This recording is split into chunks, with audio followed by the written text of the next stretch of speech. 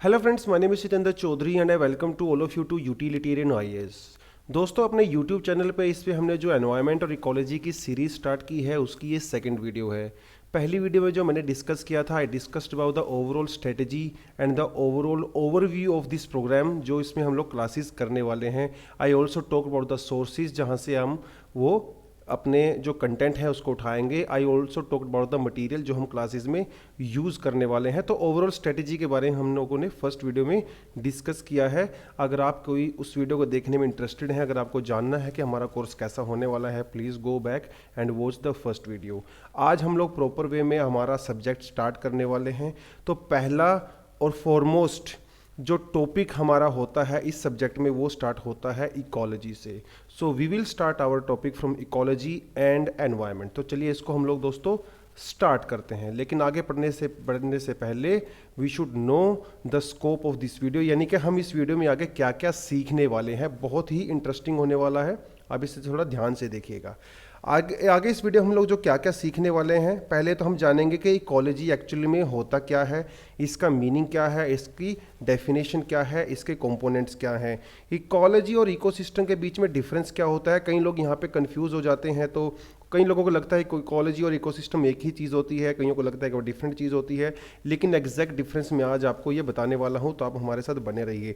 Organisational level of the ecology, ecology के अलग अलग ऑर्गेनाइजेशंस होती हैं, हायरार्किकल लेवल्स होते हैं, तो उसके बारे में I will talk about. What is environment and it's components, environment क्या होता है, किन चीज़ों से मिलकर बना होता है, I will talk about in this video. Components of ecosystem, ecosystem के क्या क्या कंपोनेंट्स होते हैं, किन किन चीज़ों से मिलकर बना है, डिटेल एनालिसिस हम लोग करेंगे इसके बारे में। What are the primary secondary and the tertiary consumers, ठीक है, यानी कि जो अपना फूड खुद से नहीं बना सकते हैं, वो अपनी कंजप्शन के लिए, अपने न्यूट्रिएंट रिक्वायरमेंट्स के लिए जो है वो दूसरों प्रोड्यूसर्स के ऊपर डिपेंडेंट होते हैं। जैसे हम भी कंज्यूमर्स हैं, है ना। हाई अपने इकोसिस्टम में हम लोग हर बहुत चीज़ें कंज्यूम करते हैं, हम लोग फूड कंज्यूम करते हैं, राइट। सो कितने तरह के कंज्यूमर्स होते हैं, प्राइमरी कंज्यूमर्स कौन से होते हैं, सेकेंडरी कौन से होते हैं, टर्शरी कौन से कंज्यूमर्स होते हैं, इसके बारे में हम लोग बात करेंगे विद एग्जांपल्स।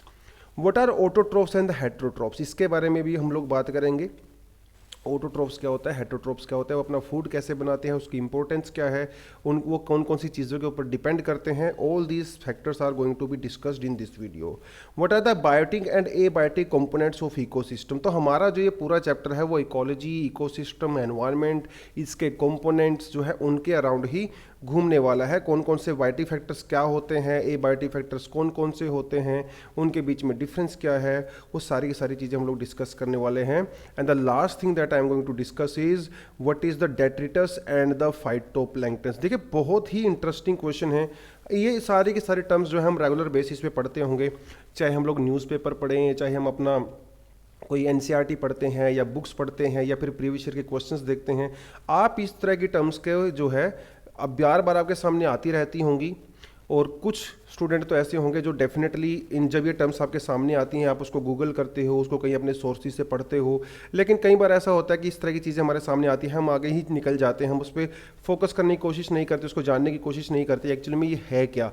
लेकिन डोंट वरी, इस वीडियो में बहुत ही सिंपल लैंग्वेज में I am going to explain to you guys all these terms in a very simple language. So please आप हमारे साथ बने रहिए, ठीक है। तो चलिए आज की वीडियो हम लोग स्टार्ट करते हैं।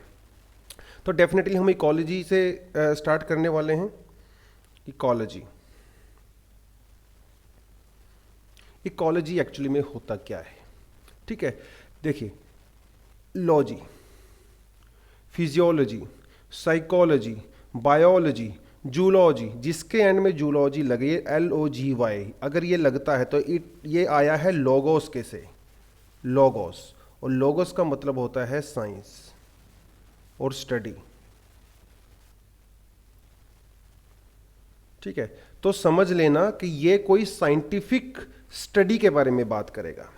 साइकोलॉजी, बायोलॉजी, जोलॉजी, ठीक है, सोशियोलॉजी, एंथ्रोपोलॉजी, इकोलॉजी।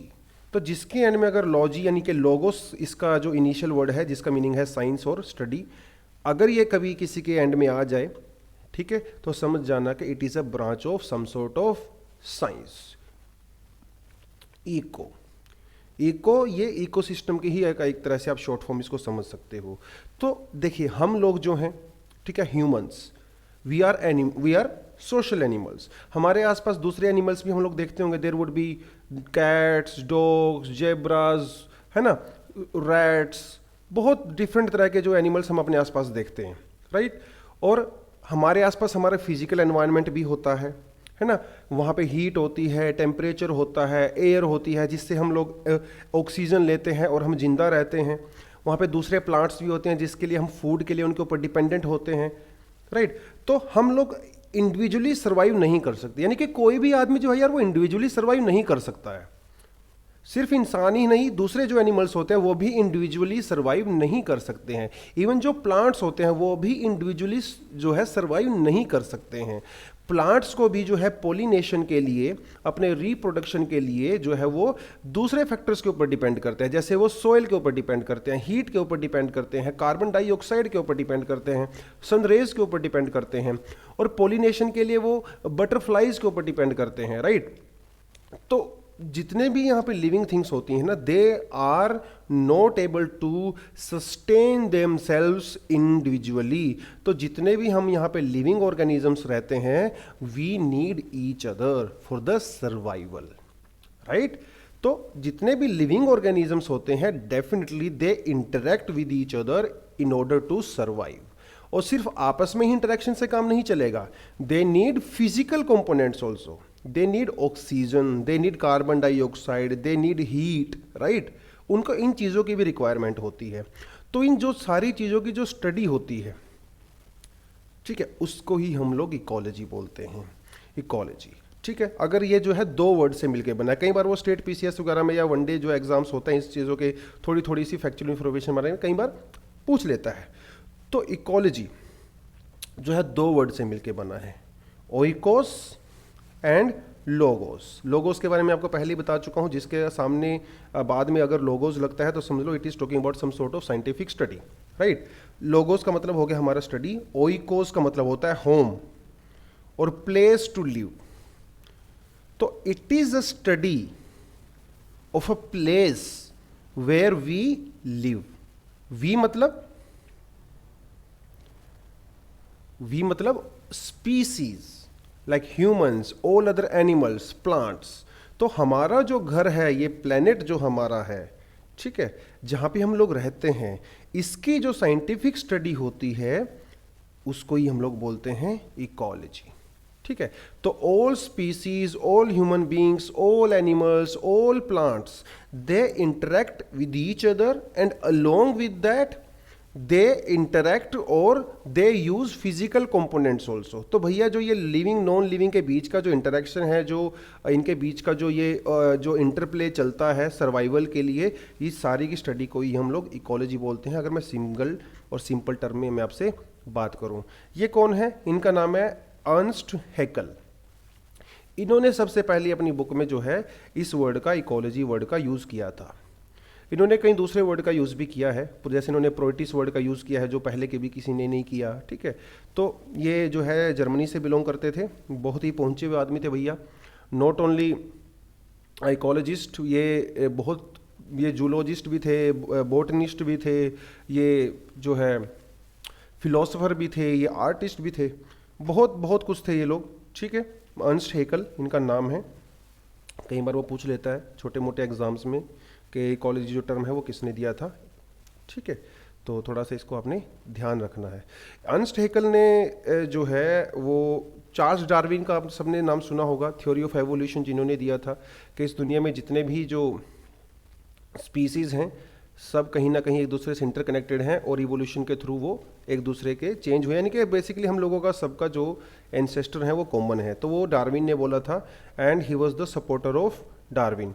एक चीज़ उन्होंने बड़ी इंटरेस्टिंग बोली थी जो डार्विन से अलग है। डार्विन ने बोला था कि जो ह्यूमंस हैं, जो लाइफ फॉर्म्स हैं, ह्यूमंस हैं in the present form, they started from the Africa, लेकिन इन्होंने बोला कि they started from the India. तो ये हमारे लिए थोड़ा सा यूनिक है।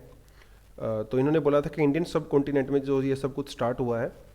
Anyways that's a different thing, लेकिन मुझे इनके बारे में थोड़ी सी इंटरेस्टिंग चीज़ लगती है कि इन्होंने इंडियन सब कॉन्टिनेंट को जो है वो सिविलाइजेशन का जो है सेंटर पॉइंट माना है, एनीवेज, तो ये पर्सन थे और अभी आप जो समझ गए होंगे कि इकोलॉजी बेसिकली है क्या। Ecology defined as the scientific study, देखो वही बात हो गई, scientific study of a relationship of the living organisms with each other and with their environment. तो जितने भी लिविंग ऑर्गेनाइजेशंस हैं, जैसे मैं हूँ, मेरे आसपास दूसरे लिविंग ऑर्गेनिजम्स हैं, उनके बीच में जो रिलेशन होता है, not only amongst themselves but the with the physical environment also, भैया उसी को ही बस हम लोग इकोलॉजी बोलते हैं। It study of relationship between living organisms including humans and their physical environment. यानी कि मैं ह्यूमन हूँ, मेरे आसपास दूसरे जितने ह्यूमंस हैं या दूसरे जो है लिविंग ऑर्गेनिजम्स हैं, उनके बीच में क्या रिलेशनशिप है। अपार्ट फ्रॉम दैट मेरा जो फिजिकल एनवायरनमेंट है उसके साथ मेरा क्या रिलेशनशिप है, उस स्टडी को ही हम लोग इकोलॉजी बोलते हैं। ठीक है, वैसे तो it's a branch of biology, ठीक है, बट ब्रांच ऑफ बायोलॉजी जरूर है, लेकिन अपने आप में ecology can be considered as an independent branch. ठीक है, so that is about your ecology. ठीक है, तो पहले ही हम लोगों ने स्लाइड में देखा था इकोलॉजी एंड एनवायरनमेंट। सो अभी मेरे ख्याल से इकोलॉजी आपको अंडरस्टैंड हो गया होगा प्रॉपरली, इकोलॉजी होता क्या है, right. So now let's talk about environment. Let's talk about environment. तो हम लोग क्या कर रहे हैं, हम लोग एक्सप्लोर कर रहे हैं रिलेशन, किस किस चीज के बीच में रिलेशन एक्सप्लोर कर रहे हैं, among living things and there relation with the physical environment. Physical environment, right. तो एनवायरनमेंट क्या है, अभी हमें यह भी देखना जरूरी है। ठीक है, रिलेशन तो हमें समझ में आ गया कि बीच में living things and the physical environment, लेकिन एनवायरनमेंट एक्चुअली क्या होता है। देखिए, एनवायरनमेंट, जब आप किसी क्लास में जाते हो, अगर टीचर बहुत बोर कर रहा है आपको आप बोलते हो अरे यार क्लास का एनवायरनमेंट अच्छा नहीं था, मैं तो बहुत बोर हो गया था, मैं तो वहाँ से बंक मार के भाग आया, राइट। आप किसी पार्टी में जाते हो, आप बोलते हो कि यार पार्टी का एनवायरनमेंट जो है वो अच्छा था, मैं वहाँ पे आराम से मस्ती किया, बढ़िया डीजे चल रहा था, अच्छा फूड था। तो you are talking about environment. ठीक है, अभी जो है यहाँ पे विंटर चल रहा है नॉर्थ इंडिया में, राइट, तो ज़्यादा ठंडी है, तो आप बोलते हो कि एनवायरनमेंट बहुत बढ़िया है यहाँ का, आजकल मन लगता है एकदम आराम से, आप रजाई के अंदर घुसे रहते हो, निकलने का मन नहीं करता है, काम धंधा है नहीं है। ठीक है, तो आप एनवायरनमेंट को बहुत ही ज़्यादा जो है लूज टर्म में हम लोग बात करते हैं एनवायरनमेंट के बारे में। ठीक है, बट जब हम इकोलॉजी के टर्म में बात करते हैं तो एनवायरनमेंट को जो एक प्रॉपर तरीके से डिफाइन किया जाना बहुत ज़रूरी हो जाता है, राइट। तो बेसिकली एनवायरनमेंट का मतलब क्या है कि जिन चीज़ों से आप घिरे हुए होते हो, जब क्लास में होते हो तो आप क्लास में घिरे हुए होते हो, है ना, वहाँ पे आपके दूसरे स्टूडेंट्स होते हैं, टीचर होता है, फिजिकल एनवायरनमेंट होता है, वहाँ पे बेंच होता है, टेबल होती है, आपके पास आपका लैपटॉप होता है, मोबाइल होता है, ठीक है, आपके आसपास और चीज़ें होती हैं, तो आप उनके साथ जो है घिरे हुए होते हो, यानी कि you are surrounded by the living things and non living things. और आपकी लर्निंग उसके ऊपर डिपेंड करती है कि आप किस तरह की चीज़ों के साथ घिरे हुए हो। तो वो तो एक क्लासरूम का एनवायरनमेंट हो गया। ऐसा ही जनरल एनवायरनमेंट भी होता है, यानी कि आप जिन चीज़ों के साथ घिरे हुए हो थ्रू आउट यूर लाइफ, और जो चीज़ें आपकी लाइफ को इम्पैक्ट करती हैं उसको ही एनवायरनमेंट बोलते हैं। ठीक है, उसको ही एनवायरनमेंट बोलते हैं, यानी कि जो चीज़ें आपकी लाइफ को इम्पैक्ट करती हैं। There can be plant life, there can be other humans, ठीक है, there can be organisations, there can be different sort of temperature, है ना, air pressure, level of oxygen in your air, है ना। तो आपके आसपास जितनी चीज़ों से आप घिरे हुए होते हो ना, वो सारी चीज़ें आपकी लाइफ को इम्पैक्ट करती हैं, उसके अकॉर्डिंग आप वहाँ पे अडेप्ट करते हो, सर्वाइव करते हो और अपनी लाइफ को जो है आगे बढ़ाते हो। सो दैट इज एनवायरनमेंट, यानी कि sum total of everything, sum total of everything, जिसमें लिविंग भी आ गया और नॉन लिविंग भी आ गया। Sum total of everything around you is called your environment, और एनवायरनमेंट ऑफ एन ऑर्गेनिज्म। सिर्फ हमारा नहीं, हर किसी का एनवायरनमेंट होता है। जो मेरे घर पे मेरा डॉग है उसका अपना एनवायरनमेंट है, जो कैट है उसका अपना एनवायरनमेंट है, डिफरेंट प्लांट्स होते हैं उनका अपना एनवायरनमेंट होता है, बिकॉज एवरी लिविंग थिंग, ठीक है, they are going to interact with the environment in order to survive. तो बस एनवायरनमेंट का एक जो अगर सिंपल डेफिनेशन में बात करूं, सिंपल टर्म में बात करूं, तो वो यही है कि ऑल लिविंग थिंग्स एंड और all non living things which are surrounding you and impacting your life directly or indirectly, that is called your environment. ठीक है, यानी कि जब से मैं पैदा हुआ, the day I was born and till the day I would die, I am surrounded by the living and the non-living components, and they are impacting my life throughout this journey from birth to the death. उसको ही हम लोग environment बोलते हैं. ठीक है, हम जो है अपने एनवायरनमेंट का ही आउटपुट हैं. अपने आसपास जो भी आप चीज़ें देख रहे हो, हम सब अपने एनवायरनमेंट का ही आउटपुट हैं, राइट. तो एनवायरनमेंट हमारी लाइफ को बहुत ही डायरेक्ट और इनडायरेक्ट वे में इम्पैक्ट करता है. ठीक है, in order to survive and in order to lead a healthy life. ठीक है, आप लोग फूड कंज्यूम करते हो, आप लोग वाटर कंज्यूम करते हैं, ऑक्सीजन कंज्यूम करते हैं, हम रहने के लिए घर भी चाहिए, शेल्टर भी चाहिए, हमें एजुकेशन भी चाहिए. ठीक है, तो ये जो जितनी सारी चीज़ें होती हैं, हम अपने सराउंडिंग के को ही जो है इसके लिए रिस्पॉन्सिबल मानते हैं, और इन सारी चीज़ें हमें मिलती रहें इसके लिए हम अपनी सराउंडिंग पे ही डिपेंडेंट होते हैं, और ये सब मिला के बनाता है हमारा एनवायरनमेंट. ठीक है, तो दैट इज द डेफिनेशन और that is the meaning of the environment. तो इकोलॉजी और एनवायरनमेंट का थोड़ा सा हम लोग देख लिया है, इकोलॉजी एंड एनवायरनमेंट. इकोलॉजी जो है वो साइंस की ब्रांच है, बेसिकली ब्रांच ऑफ बायोलॉजी है, जिसमें we study the relation between living things and their physical environment.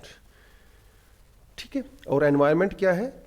Environment is all the components, if I add all components, ये component जो है living भी हो सकते हैं, non living भी हो सकते हैं, they make my environment, they impact my life, your life also and life of all other species living around us. ठीक है, तो environment and ecology. तो बेसिक डेफिनेशन से स्टार्ट करेंगे. पहले तो हमें बेसिक मीनिंग ही चीज़ों का पता होना चाहिए आगे बढ़ने से पहले. ठीक है, तो इकोलॉजी एंड एनवायरनमेंट बहुत ज़्यादा डीप डेफिनेशन नहीं है, कोई बहुत ज़्यादा हर जो एनवायरमेंटलिस्ट होते हैं, जो बायोलॉजिस्ट होते हैं, बहुत सारे लोग जो हैं अपने अपने तरीके से डिफाइन करते हैं, बट बेसिक जो मीनिंग है वो यही है. एग्जाम वगैरह में कोई डेफिनेशन हमसे नहीं पूछता है, but we should know the meaning and we should know the concept. ठीक है, so that is all about your ecology and environment when it comes to your defining it, right. अब बात करते हैं कि कंपोनेंट के बारे में. बस वही है, देखो एनवायरनमेंट के बारे में मैंने पहले ही बात कर लिया. It is a sum total of living things and non living things, living things and non living things. तो कंपोनेंट भी यही होंगे. हमारा जो एनवायरनमेंट है वो लिविंग थिंग्स से मिलकर बना है और नॉन लिविंग थिंग्स से बनने के बना है, तो डेफिनेटली इसके कंपोनेंट्स भी यही होंगे. तो जो लिविंग कंपोनेंट होता है एनवायरनमेंट का, उसको बोल देते हैं हम लोग बायोटिक कंपोनेंट, और जो नॉन लिविंग होता है उसको बोल देते हैं एबायोटिक कंपोनेंट. तो इंग्लिश में मोस्टली क्या होता है, जिसके आगे ये प्रीफिक्स लग जाता है ना, ए, इसका मतलब उसका अपोजिट हो जाता है. जैसे सोशल के आगे लगा दिया हम लोगों ने ए सोशल. ठीक है, सीमेटिक के आगे लगा दिया एसीमेटिक. ठीक है, तो ए मतलब उसका अपोजिट हो जाता है. बायो मतलब लाइफ, बायो मतलब लाइफ, यानी जिसके अंदर लाइफ होती है, जो लिविंग थिंग्स होती हैं. एबायोटिक मतलब जिसके अंदर लाइफ नहीं होती है, जो नॉन लिविंग थिंग्स होती हैं. ठीक है, जैसे माउस एबायोटिक है, ये पेन एबायोटिक है, they are not living things, organic components तो नहीं है इनके पास, राइट. जो एयर है मेरे आसपास, जो ऑक्सीजन है जिसको मैं इनहेल कर रहा हूँ, that is also abiotic component. जो सन से मुझे हीट मिल रही है, that is also abiotic component. ठीक है, तो यही एनवायरनमेंट के कंपोनेंट्स होते हैं, biotic components and abiotic components. जिन दोनों के कॉम्बिनेशन से हमारा एनवायरनमेंट बड़ा है, और ये दोनों का कॉम्बिनेशन जब मिल जाता है, they impact our lives. ठीक है, so that is the component of your environment. अभी इसको हम थोड़ा सा जो है डिटेल में जाके देखेंगे कि एनवायरनमेंट के जो हैं बायोटिक कंपोनेंट्स कौन कौन से होते हैं. तो बायोटिक का एक तो सिंपल सा मीनिंग समझ गए होंगे आप, जो चीज़ें सांस लेती हैं या जो चीज़ें जो है वो अपना फूड खुद से बना सकती हैं, जैसे प्लांट्स हो गए, तो they are basically living things. Right. Green plants आप देख सकते हो यहाँ पे, they are an example of biotic component. Non green plants भी होते हैं, ठीक है, वो भी हमारे जो है बायोटिक कंपोनेंट का पार्ट होते हैं। डीकम्पोजर्स यानी कि जब कोई चीज़ मर जाती है, चाहे वो कोई प्लांट हो चाहे कोई एनिमल हो, जब वो लोग मर जाते हैं वो लोग सड़ जाते हैं। बेसिकली मरने के बाद जो जब वो पड़े रहते हैं तो वो सड़ जाते हैं। वो सड़ते क्यों हैं? क्योंकि उनका डीकम्पोजिशन हो रहा होता है। कुछ बैक्टीरियाज होते हैं, कुछ फंगी जो होते हैं, वो उनको डीकम्पोज करते हैं। डीकम्पोज करने के बाद वो जो है सोइल के अंदर ही मिक्सअप हो जाते हैं और वो हमारा जो मटेरियल और जो न्यूट्रिएंट्स हैं वो रिसाइकिल होता रहता है, तो उनको बोलते हैं डीकम्पोजर्स, ठीक है। They are also biotic component. They are, चाहे वो कोई बैक्टीरिया हो चाहे कोई फंगी हो, they are also biotic component. Parasites basically जो दूसरे की बॉडी पे रहते हैं, उनको हार्म करते हैं, ठीक है, और उनके ऊपर डिपेंडेंट होते हैं। जैसे किसी किसी के सर में जो है जुएं हो जाती हैं, है ना, फिर आप वो दिन भर ऐसे सर को खुजाते रहते हैं, जुएं काटती हैं, क्योंकि वो जुएं क्या करती हैं, आपकी जो सर की स्किन होती है वहाँ से वो न्यूट्रिएंट्स लेती हैं, उसको खाती हैं। So you feel some sort of itching. आपने डॉग्स को देखा होगा कई बार, डॉग्स के कानों के आसपास, उनके बालों में जो है वो इस तरह के जो है पैरासाइट्स हो जाते हैं, जैसा कि आप यहाँ पे देख सकते हो। जो बफेलोज वगैरह होती हैं उसके यहाँ पे भी इस तरह के जो है चीज़ें हो जाती हैं, दे आर कॉल्ड पैरासाइट्स। तो ये जो दूसरी लिविंग जो थिंग्स होती हैं, दूसरे लिविंग जो ऑर्गेनिजम्स होते हैं, उनके स्किन के ऊपर या उनकी बॉडी के ऊपर सर्वाइव करते हैं, यही इनका सर्वाइवल का कारण है, ठीक है। They are also living components of the environment. Symbionts क्या होते हैं? सिम्बायंट्स का मतलब होता है कि जब दो लिविंग ऑर्गेनिजम्स जो हैं वो एक दूसरे के ऊपर डिपेंड करते हैं, उनको बोलते हैं हम लोग सिम्बायंट्स, ठीक है। शायद कहीं ना कहीं बनाया होगा, हाँ देखिए, ये भी देख सकते हैं हम लोग। कई बार आपने ऐसा देखा होगा कि जो बफेलोज वगैरह होती हैं, जब वो ग्रेजिंग करती हैं, ठीक है, तो इस तरह से आपने कुछ बर्ड्स को देखा होगा कि जो उनके आसपास घूमते रहते हैं, या फिर उनकी बॉडी के ऊपर चढ़ के जो है कुछ कीड़े वगैरह होते हैं यहाँ पे इनकी बॉडी के ऊपर, है ना, तो इनको वो खाते रहते हैं, ठीक है। कई बार जो बफेलोज वगैरह होती हैं और जो वो चलती हैं तो उनका जो पैर होता है, तो उसकी वजह से क्या होता है, they dig up some sort of soil, वो सोइल को थोड़ा बहुत जो है वीक कर देती हैं, और उस सोइल में से जो अंदर से कुछ जो है कुछ कीड़े वगैरह कुछ निकलते हैं, तो वो जो बर्ड्स होते हैं उनको कंज्यूम करते हैं। तो it's a symbiotic relationship. Symbiotic in the sense के जो एनिमल्स होते हैं, इनकी बॉडी पे जो हार्मफुल जो चीज़ें होती हैं वो उसको कंज्यूम करते हैं, तो इनको बड़ा बेनिफिट है। इनको तो बेनिफिट है ही, और इनको बेनिफिट है कि इनको फूड मिल रहा है, इनको बेनिफिट है कि इनको जो हार्मफुल जो पैरासाइट्स थे वो कम हो रहे हैं। तो इट्स अ सिम्बायोटिक रिलेशनशिप, है ना, किससे दोनों का फ़ायदा है। तो हम भी जो रहते हैं अपने आसपास, तो भैया हम भी दूसरे ऑर्गेनिजम्स के साथ जो है रिलेशनशिप में रहते हैं, उनसे हमें बेनिफिट मिलता है, हमें उनको हमसे बेनिफिट मिलता है। इट्स अ सिम्बायोटिक रिलेशनशिप, ठीक है। इसको हम थोड़ा सा डिटेल में बाद में पढ़ेंगे जब मैं आपको इंटरेक्शंस के बारे में पढ़ाऊंगा, अलग अलग तरह की इंटरेक्शंस होती हैं, ठीक है। तो that is the thing. Animals तो खैर इसके बारे में तो क्या ही बताना, they are of course biotic component. Man, they are also like us, ठीक है, वी आर बायोटिक कंपोनेंट्स। तो ये सारे के सारे जो है बायोटिक कंपोनेंट्स हैं। इन सब की चीज़ों के बीच में एक कॉमन चीज़ है, all of them are living components, ठीक है, they have a life, all of them are living components, ठीक है। एबायोटिक के अंदर यानी कि जिसके अंदर लिविंग जो है वो ऑब्जेक्ट कंपोनेंट्स नहीं होते हैं, ठीक है, तो they are not made up of organic matter, ठीक है। Energy, radiation, temperature, water, atmosphere, gases, gravity, topography, soil, they are not living, that is why they are called abiotic. तो ये जो सारी चीज़ें हैं जो एबायोटिक हैं, इनके साथ जो बायोटिक थिंग्स होती हैं, ठीक है, जो अभी हम लोगों ने ऊपर किया है, तो ये जब सारी की सारी दोनों चीज़ें आपस में मिलती हैं, कंबाइन करती हैं, और वो हम लोगों को जो है सराउंड करती हैं, तो हम लोगों को इम्पैक्ट करती हैं, उसी से बनता है हमारा एनवायरनमेंट। तो when these biotic components and abiotic components they come together and they impact our lives, that is called your environment, ठीक है। जिस दिन से हम लोग पैदा होते हैं, जिस दिन तक हम मरते हैं, हम इन चीज़ों के कॉम्बिनेशन के ऊपर ही डिपेंड करते हैं। मैं कैसा फूड कंज्यूम करता हूँ, मेरी वहाँ पे सोइल कैसी है, क्रॉप्स कैसी होती हैं, मैं क्या न्यूट्रिएंट्स ले रहा हूँ, मेरे वहाँ पे क्लाइमेट कैसा है, वेदर कैसा है, वहाँ का टेम्परेचर कैसा है कि नहीं, वहाँ का वाटर कैसा है, वो सोल्टी है या फिर वो फ्रेश वाटर है, ठीक है। उन सारी की सारी चीज़ों को मिलके ही मेरी लाइफ बनी है। यानी कि जो मेरी लाइफ का जो आउटपुट है वो मुझे इम्पैक्ट करता है। That is my environment, that is my environment.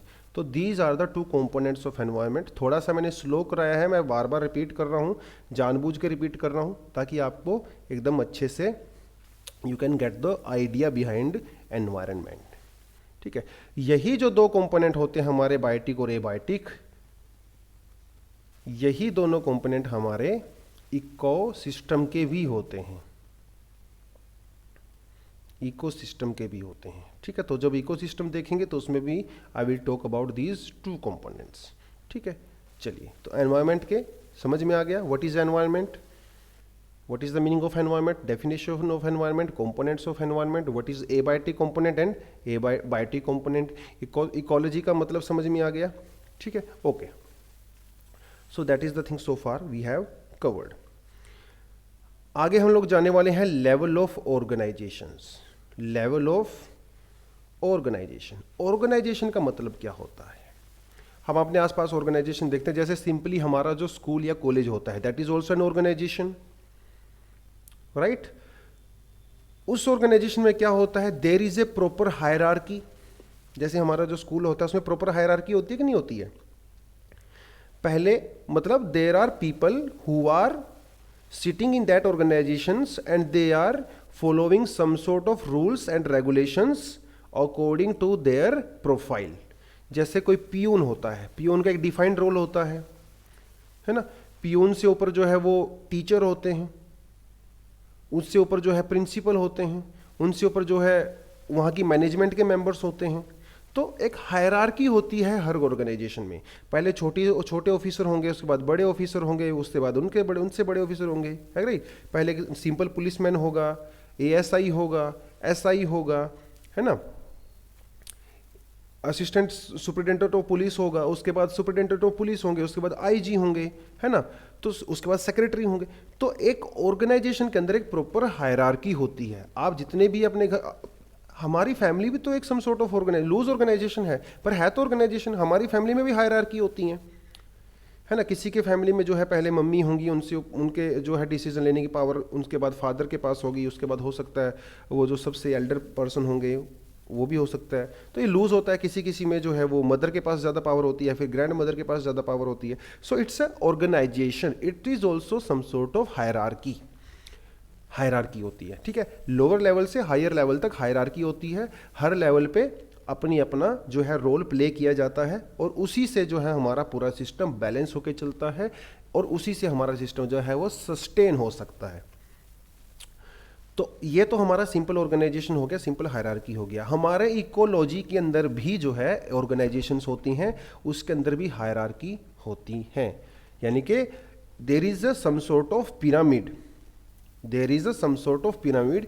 जिस पिरामिड में जो है बॉटम में अलग ऑर्गेनिजम्स होते हैं, फिर दूसरे ऑर्गेनिजम्स होते हैं, फिर दूसरे होते हैं।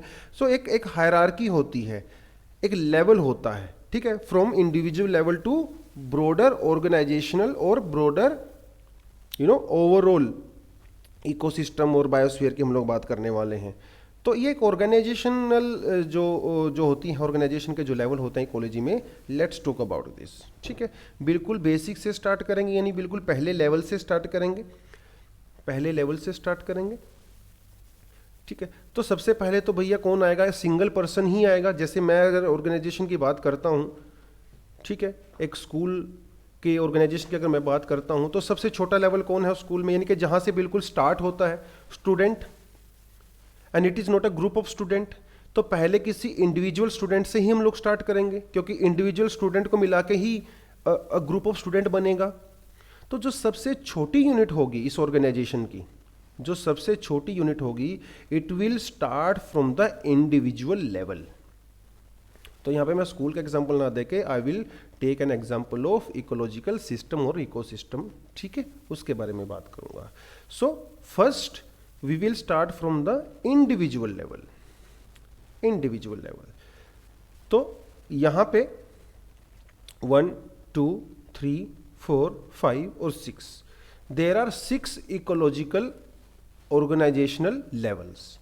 सिंपल भी कई बार एग्जाम में इस तरह से पूछ लेता है, ठीक है, how many organizational levels are there in an ecology, और इकोसिस्टम भी कह सकते हो आप, ठीक है। तो आपको एग्जाम में दे सकता है 6 7 8 5, इस तरह से दे सकता है, ठीक है। So remember there are 6 organizational levels of ecosystem और इकोलॉजी, ठीक है। तो पहले तो हम इंडिविजुअल से स्टार्ट करेंगे, इंडिविजुअल से स्टार्ट करेंगे, ठीक है। इंडिविजुअल, इसमें हम लोग जो सिंगल सेलुलर ऑर्गेनिजम्स के बारे में बात नहीं करेंगे। सिंगल सेलुलर यानी कोई बैक्टीरिया वगैरह से हम लोग स्टार्ट नहीं करेंगे, ठीक है। हम लोग स्टार्ट करेंगे मल्टी सेलुलर ऑर्गेनिज्म से। जैसे हम लोग में मल्टी सेलुलर ऑर्गेनिज्म है, जो डॉग्स हैं, कैट्स हैं, अपने आसपास जो भी आप देखते हो, they all are multi cellular organisms. तो हम मल्टी सेलुलर से स्टार्ट करेंगे, हम लोग जो है सिंगल सेलुलर की बात यहाँ पे नहीं करने वाले हैं। तो इंडिविजुअल ऑर्गेनिज्म, कोई भी जो इंडिविजुअल ऑर्गेनिज्म होता है पर्टिकुलर स्पीसीज में, वहां से स्टार्ट करते हैं। जैसे ह्यूमन, ए मैन, कोई ज़ेब्रा, कोई डॉग, कोई कैट, कोई लायन, कोई एलिफेंट, कोई प्लांट। अगर जब मैं किसी को इंडिविजुअली कंसीडर करता हूं तो वो हमारी सबसे पहली और बेसिक यूनिट होती है, ठीक है। तो ये जो इंडिविजुअल होते हैं, they have ability to survive independently. Independent वो सर्वाइव कर सकते हैं, ठीक है। जैसे हमारे घर में डॉग होता है तो वो इंडिपेंडेंट या जंगल में कोई डॉग होता है या कोई जंगल में कोई एनिमल होता है, तो they have that kind of biological system के नेचर ने उनको ऐसा बनाया है कि वो इंडिपेंडेंटली भी सर्वाइव कर सकते हैं। उस यूनिट से हम लोग स्टार्ट कर रहे हैं, ठीक है। ऑल इंडिविजुअल लिविंग जो बीइंग्स होते हैं, they have ability to act और फंक्शन इंडिपेंडेंटली। इंडिपेंडेंटली वो लोग फंक्शन कर सकते हैं, ठीक है। कोई भी आप इंडिविजुअल को उठा लो, you can take example of cat, a dog, elephant, और ह्यूमन, और जेब्रा, और गवावा ट्री, ठीक है। कोई भी इंडिविजुअल ऑर्गेनिज्म, तो वहां से हमारी यूनिट स्टार्ट होती है, वहां से हमारी यूनिट स्टार्ट होती है, एक से हमारी यूनिट स्टार्ट होती है। लेकिन हर जगह एक तो नहीं चलेगा, है ना, ग्रुपिंग तो जरूरी है। तो जो ग्रुपिंग होती है ना, उसको बोलते हैं पॉपुलेशन,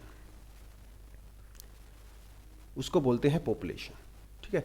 पर्टिकुलर स्पीसीज के जो इंडिविजुअल्स होते हैं, जब वो ग्रुप बनाते हैं, जो इकट्ठे होते हैं, दैट इज कॉल्ड पॉपुलेशन। जैसे मैं अभी यहां पे अकेला बैठूं, मैं तो इंडिविजुअल हूं, लेकिन मेरी सिटी में there are hundreds and thousand of human beings. तो जब इतने सारे इंडिविजुअल मिलके एक जगह पे रहते हैं तो उसको बोलते हैं population. Population of human beings in a particular city, population बोलते हैं। लेकिन अब किसी घर में, जैसे मैं यहाँ मेरे घर में मैं अकेला रहता हूँ, तो I am individual organism in my particular home, but there are hundreds and thousand of humans as a population in my city. तो जब ये इंडिविजुअल मिल जाते हैं आपस में कई सारे, उसको बोलते हैं population. Population of dogs in my city, population of humans in my country. तो जब इंडिविजुअल्स भैया सेम, लेकिन ध्यान रखना यहां पे स्पीसीज जो है वो सेम होना चाहिए, उसको ही हम लोग पॉपुलेशन बोलते हैं, उसको ही हम लोग पॉपुलेशन बोलते हैं। जैसे पॉपुलेशन ऑफ डॉग्स, इसमें मैं सिर्फ डॉग्स को कंसीडर करूंगा। इसमें मैं पॉपुलेशन ऑफ कैट्स, इसमें सिर्फ मैं कैट्स की पॉपुलेशन को जो है कंसीडर करूंगा। तो ये इंडिविजुअल स्पीसीज होते हैं जिनकी ग्रुपिंग बनाने के बाद हम लोग पॉपुलेशन के बारे में बात करते हैं। Population of tigers, population of elephants, population of humans, population of dogs. यहां पे आप पर्टिकुलर स्पीसीज की पॉपुलेशन के बारे में बात कर रहे हैं। तो when individuals come together of a particular species, they make population, ठीक है। तो पहले लेवल पे जो इंडिविजुअल्स थे, जब वो मिलके साथ आते हैं एक दूसरे के और वो बड़ी ग्रुपिंग्स बनाते हैं, उसको बोलते हैं पॉपुलेशन, ठीक है। तो पॉपुलेशन के अंदर जो इंडिविजुअल्स होते हैं वो सोर्सेज के लिए जो है वो एक दूसरे के साथ कंपटीशन करते हैं। जैसे पॉपुलेशन ऑफ लायन, सपोज एक 5 लायंस का एक ग्रुप है, एक पॉपुलेशन है किसी पर्टिकुलर एरिया में जो है 5 लायन है, but they have common food habits. अगर उनको डियर का शिकार करना है तो definitely all these individuals they are going to compete with each other for the common sources of the food in order to survive. तो किसी पॉपुलेशन के अंदर जो इंडिविजुअल्स होते हैं ना वो कॉमन सोर्स के लिए ही फाइट करते हैं, क्योंकि वो सेम खाना खाते हैं, उनकी हैबिट्स जो हैं वो सेम होती हैं। Are you getting this point? तो इन ए पर्टिकुलर पॉपुलेशन के अंदर जो है वो सोर्सेज के लिए तो लड़ते ही लड़ते हैं, साथ साथ वो इंटरब्रीडिंग भी करते हैं, इंटरब्रीडिंग भी करते हैं। वही सपोज देयर वर 5 लायंस, एक ग्रुप है, there are population of 5 lion in a particular area, तो डेफिनेटली वो एक दूसरे के साथ कंपीट तो करेंगे ही सोर्सेज के लिए, अपार्ट फ्रॉम दैट इंटरब्रीडिंग भी करेंगे, इंटरब्रीडिंग भी करेंगे so that they can reproduce themselves, है ना। इंटरब्रीडिंग भी करेंगे, इंटरकोर्स करेंगे, दूसरे बच्चे पैदा करेंगे, राइट। तो पॉपुलेशन के अंदर इंटरब्रीडिंग भी होगी और पॉपुलेशन के अंदर जो है वो कंपटीशन भी होता है फॉर द सेम सोर्सेज, ठीक है। तो पॉपुलेशन का मतलब होता है सेम स्पीसीज, ठीक है। एक स्पीसीज डॉग्स का है, एक कैट्स का है, एक जेब्रा का है, एक ह्यूमन का है, एक लायन का है, तो अलग अलग पॉपुलेशन है।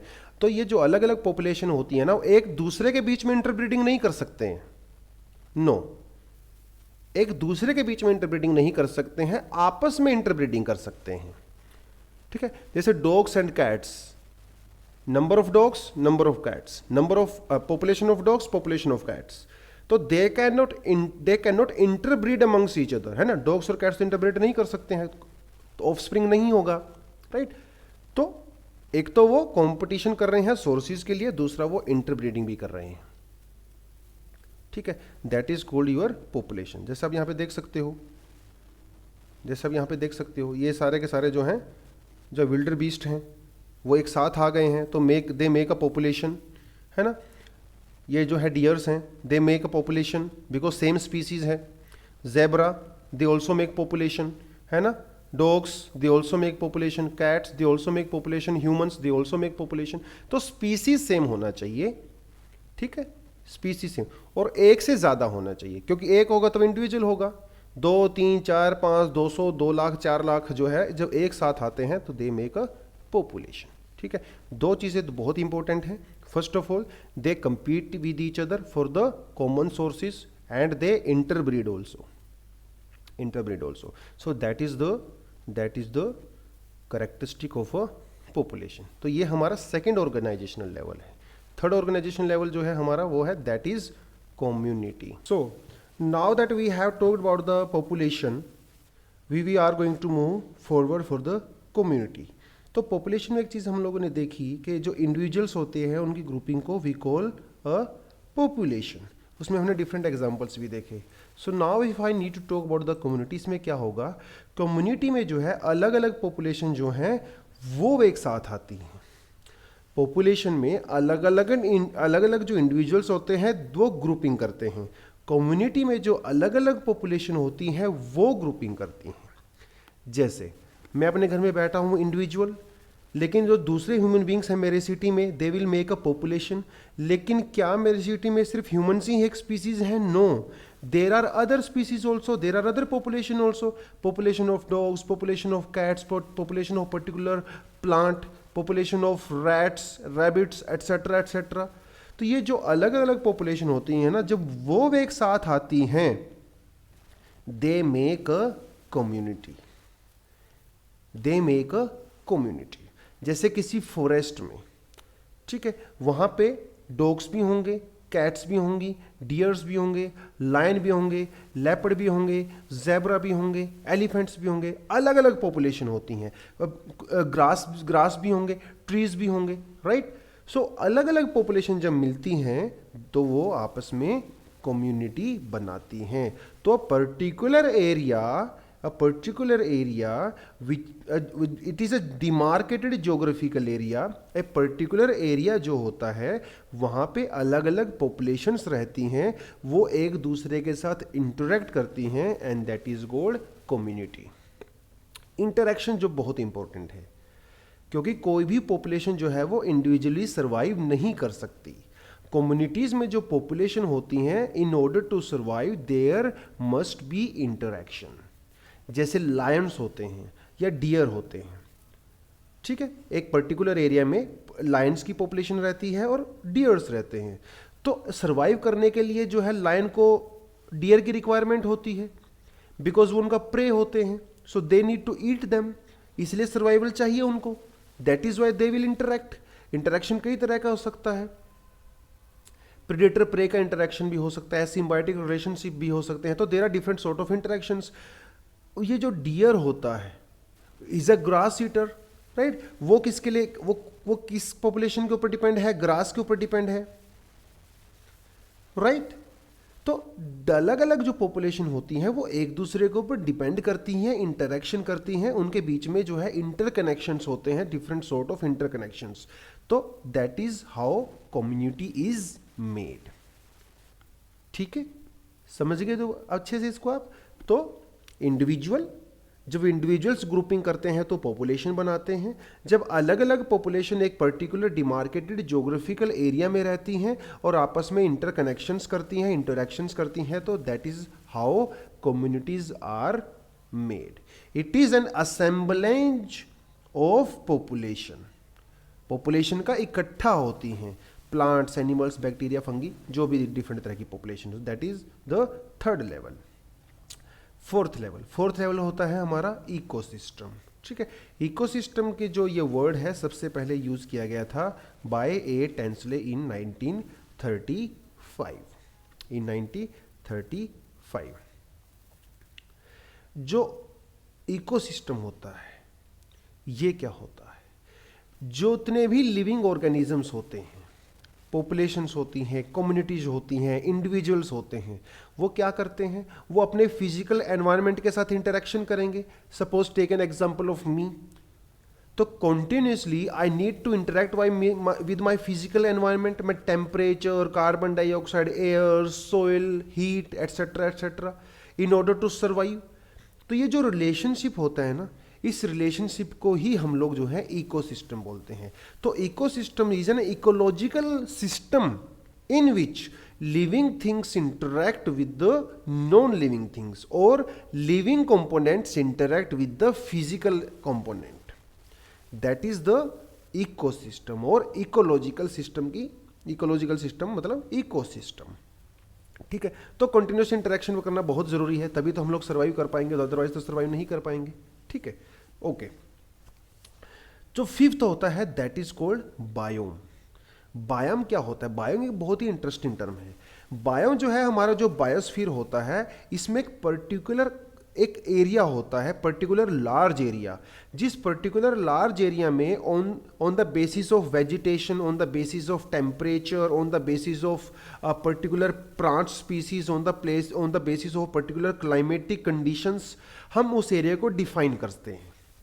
जैसे किसी पर्टिकुलर एक बहुत बड़े एरिया में, बहुत बड़े रीजन में, सपोज वहां पे जो डोमिनेशन होता है, जो डोमिनेट स्पीसीज है वो ग्रास है. Like hundreds and thousands of kilometre तक जो है जो डोमिनेट स्पीसीज होता है that is grass. So I will call that a grass land. So because grass is the dominant species, so this is called a grassland biome. Grassland biome. So biome is a particular large area on the planet which can be classified on the basis of the plants, on the basis of the flora, fauna, etc. जिसे हम जैसे मैंने आपको बोला grassland, तो आपके मन में सीधा सा आएगा कि वहां पे जो है डोमिनेशन जो है वो ग्रास का है. क्या वहां पे दूसरे स्पीसीज रहते हैं? ऑफ कोर्स रहते हैं, लेकिन डोमिनेशन किसका है? ग्रास का है. तो I can identify with a particular large area on the basis of the vegetation which is grass there. So that is grassland biome. That is grassland biome. ऐसे ही जैसे अगर मैं इक्वेटर की बात करूं तो वहां पे आपको रेन फॉरेस्ट मिलते हैं, रेन फॉरेस्ट मिलते हैं। तो उस पर्टिकुलर एरिया में डोमिनेशन किसका है? रेन फॉरेस्ट का है। So that is called tropical rain forest biome. क्या वहां पे ग्रास होगा? डेफिनेटली होगा, लेकिन डोमिनेट नहीं करेगा। तो जो चीज डोमिनेट करेगी उसके बेसिस भी हम उसको बायोम बोलते हैं, बायोम। ठीक है, बायोम यानी कि बायो प्लस होम। कोई एक पर्टिकुलर जो स्पीसी होगा, पर्टिकुलर फ्लोरा एंड फोना स्पीसी होगा, वो वहां पे इतना ज्यादा डोमिनेट करेगा कि उस पर्टिकुलर एरिया को आप उस पर्टिकुलर स्पीसीज के नाम से जान सकते हो कि अच्छा ये ग्रासलैंड है, चलो यहाँ पे ग्रास होगा। ये ट्रॉपिकल रेन फॉरेस्ट है, यहाँ पे जो है रेन फॉरेस्ट मिलेंगे, टाइगा, टुंड्रा, एटसेट्रा एटसेट्रा। तो अलग अलग तरह के बायोम्स होते हैं। हालांकि बायोम को हम जो है जब हम क्लाइमेटिक रीजन्स पढ़ेंगे तो वर्ल्ड में जितने भी क्लाइमेट जो हमारे बायोम्स हैं उनके बारे में हम लोग डिटेल में डिस्कशन करेंगे। It will take lot of time, ठीक है, जिसमें we will talk about the savanna grassland, we will talk about the steppes, we will talk about the prairies, we will talk about the tundra, tiger, tropical rain forest, deserts etcetera. ठीक है, desert is also a biome. जहां पे vegetation कम होगा तो वो एक desert, उसको आप दूर से देख के पहचान सकते हो कि जैसे ही आपके मन में आएगा डेजर्ट तो आप जान जाओगे इट्स अ लार्ज एरिया जहां पे जो है वेजिटेशन काफी कम होता है और नेग्लिजिबल होता है। तो बायोम को जो है आप पर्टिकुलर वहां की वेजिटेशन के बेसिस पे, वहां की फ्लोरा और फौना के बेसिस पे, वहां की क्लाइमेटिक कंडीशंस के बेसिस पे डिफाइन कर सकते हो। So that is the fifth organization level in ecology. Third जो होता है that is biosphere. Bio means life, bio means life, और स्फीयर तो आपको मतलब पता ही है, स्फीयर मतलब sphere, it's a like area which is occupied by something. तो life, so biosphere means that particular area on earth or that particular part of the earth where life does exist। क्योंकि bio का मतलब ही life है, जहां पे life exist करती है that is biosphere. That sphere of planet where life does exist. और life को एग्जिस्ट करने के लिए क्या चाहिए? लाइफ को एग्जिस्ट करने के लिए लैंड चाहिए, वाटर चाहिए एंड एयर चाहिए। Only then life can exist. तीनों चीजें चाहिए लाइफ को एग्जिस्ट करने के लिए, ठीक है। तो दैट कॉम्बिनेशन, लैंड मतलब लिथोस्फीयर, एयर मतलब एटमॉस्फेयर और हाइड्रोस्फीयर मतलब वाटर। तो ये तीन किंगडम है हमारे पास, जहां पे तीनों मिलते हैं ना वहां पे लाइफ जो है एग्जिस्ट करती है। सपोज कहीं पे लैंड है, वाटर है, लेकिन वहां पे एयर नहीं है, वहां पे एयर नहीं है मतलब ऑक्सीजन नहीं है या CO2 नहीं है या दूसरी गैसेस नहीं है जो चाहिए, क्या वहां पे लाइफ सर्वाइव करेगी? नो। कहीं पे एयर है, वहां पे वाटर नहीं है और लैंड है, क्या वहां पे सर्वाइव करेगी? No. So we need all these components. हमें तीनों चीजें चाहिए in order to survive, in order to sustain, ठीक है। तो जहां पे तीनों चीजें हमारे पास होंगी that is how where life will exist. तो इसके तीन कंपोनेंट होते हैं, एटमॉस्फेयर, हाइड्रोस्फीयर एंड लिथोस्फीयर, ठीक है। So that is the biosphere, this is the largest unit. और लाइफ कहां कहां पे सस्टेन करेगी? डेफिनेटली जो लाइफ का जो प्राइमरी फोर्स होता है दैट इज सनलाइट, मतलब हमें हीट चाहिए। Without sunlight, without heat life will not sustain on this planet, right. तो हमारा जो वाटर होता है यानी कि जो हमारा ओशियन होता है या जो लेक्स होती हैं, जो सीज होते हैं, लाइफ जो सनलाइट है it can penetrate up to 200 metre, 200 metre तक वो जो पेनिट्रेट कर सकती है। तो that is the area where sunlight will be in abundance, जहां पे फोटोसिंथेसिस जो है वो किया जा सकता है by the plant life, by the plant life, ठीक है। और लैंड पे कहां तक? लैंड पे 6000 मीटर तक जो है life can survive in full fledge form. हालांकि 6000 मीटर से ऊपर भी जो है कुछ जो है लाइकन वगैरह, जो कुछ फंगी वगैरह, they can survive, but I would not say that is a full fledge life in the like individual term में। उसके ऊपर तो आपका जो स्नो लाइन ही आ जाएगा, ठीक है। तो बहुत प्रिमिटिव लाइफ आपको सिंगल सेलुलर टाइप का लाइफ मिलेगा वहाँ पे। तो ये जो आपका जो बिलो सरफेस जो है up to 200 metre and above surface जो है 6000 मीटर, इसको आप कह सकते हो यहाँ पे बायोस्फीयर। ठीक है, तो ये 3 कंपोनेंट आपने याद रखने हैं, कई बार एग्जाम में पूछ लेता है components of biosphere, atmosphere, lithosphere and hydrosphere. जहां पे तीनों ओवरलैप करते हैं या जहां पे तीनों पाए जाते हैं, that is the biosphere, that is the biosphere. So that is how we see all these organizational structure of the ecology, और आप इकोसिस्टम भी कह सकते हो। So we started from the individual से हम लोग निकले पॉपुलेशन की तरफ, population. After population we covered community, after community we covered biome, and after that we covered, sorry यहाँ पे there was ecosystem, biome and then biosphere. So biosphere is the largest unit. Okay, so that is all for this video. Now in the next we are going to start ecosystem.